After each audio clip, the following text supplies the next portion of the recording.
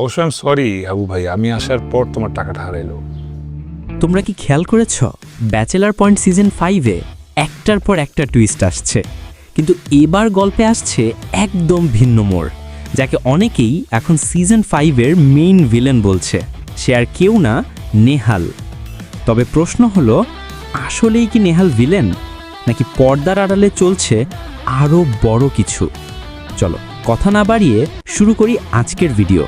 Nehal, the real mastermind. Season 5-এর শুরু থেকেই দর্শকরা নিহাল নিয়ে একদম বিভক্ত। কেউ বলছে সে চুরি করেছে, আবার কেউ বলছে না ভাই, নেহাল নিজের টাকাই দিয়েছে। কিন্তু আসল রহস্যটা এখানেই। মনে আছে সিজন 4-এর শেষ দৃশ্য, যেখানে বোরহান উরফ আতামিয়া তার বাড়ি দখল করে নেয় আর এক মিস্টিরিয়াস ব্যক্তিকে বলে, জি বলো ভাই, বাড়ি আমার দখলে। না না, সব কিছুই কন্ট্রোলে আছে।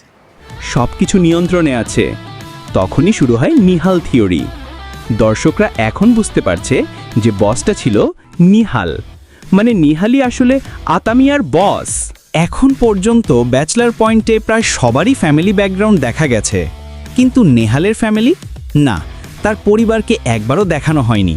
না মা, না বাবা, না আত্মীয়। বরং একবার একটা বিদেশি মেয়ে আসে, যেটা দেখে সবাই ভাবে সে আমেরিকা ফেরত, কিন্তু পরে দেখা গেল পুরোটা ছিল ব্লাফ। আসলে নেহাল একদম ক্যালকুলেটিভ ক্যারেক্টার। সে আগেই জানতো কিভাবে দর্শককে কনফিউজ করতে হয়।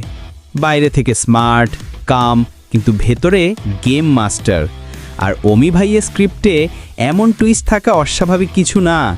এই ফেক আমেরিকান আইডেন্টিটি ব্যবহার করেই নেহাল ফিরে এসেছে, পুরো প্ল্যান নিয়েই, আতামিয়ার জায়গায় নতুন বস হয়ে উঠতে।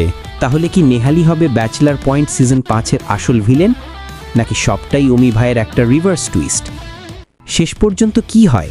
নেহাল কি সত্যিই ভিলেন, নাকি সবই একটা ভুল বোঝাবুঝি? এই উত্তর জানতে হলে পুরো এপিসোড দেখতে হবে। এখনই জয়েন করো আমাদের টেলিগ্রাম চ্যানেল @FreeWebSeriesBD আর দেখো ব্যাচেলার পয়েন্ট সিজন 5-এর নতুন সব এপিসোড সবার আগে, একদম ফ্রিতে।